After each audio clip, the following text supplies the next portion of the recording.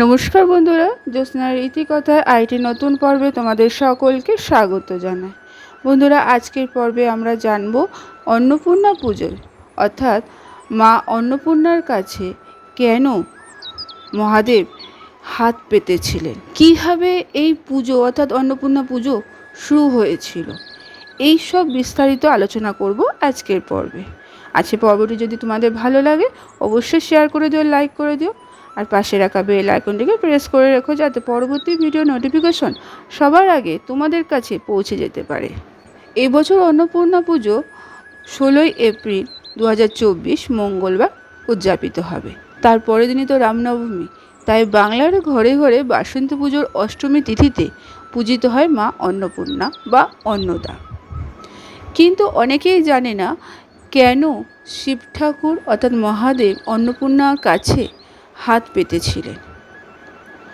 কথিত আছে অন্নপূর্ণা মূর্তি দেখলেই দেখা যায় যে তার কাছে ঝুলি পেতে অন্ন গ্রহণ করছেন দেবাদিদেব মহাদেব। এর পেছনেও রয়েছে এক প্রচলিত গল্প। শিব গৌরীর ঘর সংসার কৈলাস পর্বতে, কিন্তু শিব আদলে ভিক্ষু আর গৌরী তো হিমালয়ের কন্যা। এই নিয়ে শিব দুর্গার কলহ লেগে থাকতো। একসময় রাগ করে ক্ষোভে দুঃখে গৌরী গেল বাপের বাড়ি। এবার সখী জয়া বিজয়ের পরামর্শে তিনি ভাবলেন মহাদেবকে একটু শিক্ষা দেবেন।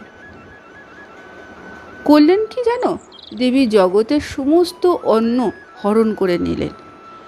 তখন ভিক্ষু শিব আর কোথাও অন্ন পান না। চারিদিকে শুধু অন্নের হাহাকার, এর জন্য ছুটে বেড়াচ্ছে সবাই। শিব ঠাকুরকে ভিক্ষা দেবে কে? সবশেষে তিনি এলেন অন্নপূর্ণার কাছে। অন্নপূর্ণা তাকে অন্ন দিলেন। তারপরে মহাদেবের ইচ্ছেই কাশীতে প্রতিষ্ঠিত হয় দেবী অন্নপূর্ণার মন্দির। আস্তে আস্তে কাশীর দেবী অন্নপূর্ণার পুজো শুরু হলো সারা বাংলাতে। অন্নপূর্ণাকে অন্নদাও বলা হয়। দেবীর মাহাত্ম্য কথা নিয়ে রায়গুণাকার ভরতচন্দ্র লিখেছিলেন অন্নদামঙ্গল কাব্য, এবং সেখান থেকেই সারা বাংলায় এই পুজোর প্রচলিত হয় এবং মা অন্নপূর্ণার মাহাত্ম্য ছড়িয়ে পড়ে। আজকের পর্বটি এখানে শেষ করলাম। আরেকটি পর্ব নিয়ে তোমাদের কাছে পরবর্তী সময়ে আবার হাজির হয়ে যাব।